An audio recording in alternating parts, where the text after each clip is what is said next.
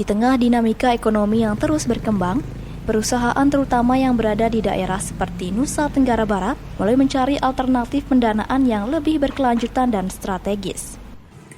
Salah satu jalur yang kian diminati adalah melalui pasar modal, meski proses persiapan dan adaptasinya tidak sederhana. Akademisi Universitas Mataram, Nur Aida Arifah Tara menjelaskan, setiap perusahaan yang ingin berkembang pasti memerlukan modal yang lebih besar dibandingkan saat awal berdiri. Pada tahap awal, sumber pendanaan memang relatif mudah diperoleh, baik dari modal pribadi maupun pinjaman bank.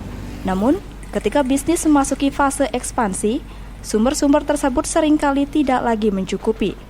Pasar modal menawarkan solusi strategis, karena tidak hanya menyediakan akses ke modal dalam jumlah besar, tetapi juga mendorong perusahaan untuk menerapkan tata kelola yang lebih transparan dan profesional.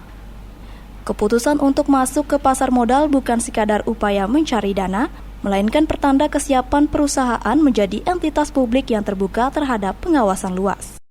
Ia menjelaskan, pada saat perusahaan melakukan penawaran umum perdana atau IPO, calon investor akan menilai berbagai aspek penting, kualitas manajemen, prospek bisnis, pertumbuhan kinerja, serta kondisi keuangan. Oleh karena itu, niat untuk berkembang harus benar-benar sejalan dengan realitas perusahaan, apakah pertumbuhannya memang sehat dan berkelanjutan. Selain kesiapan bisnis dan transparansi, pendanaan melalui pasar modal selalu disertai biaya yang tidak kecil. Biaya tersebut mencakup aspek administratif, jasa konsultan, underwriter, hingga kewajiban berkelanjutan untuk menyampaikan informasi keuangan dan operasional kepada publik setelah IPO. Tantangan terbesar justru bersifat non-finansial. Perubahan mendasar yang terjadi ketika perusahaan beralih dari status tertutup menjadi perusahaan publik. Struktur kepemilikan yang sebelumnya terbatas pada segelintir pendiri kini menjadi lebih luas dengan masuknya investor baru yang sebelumnya tidak dikenal.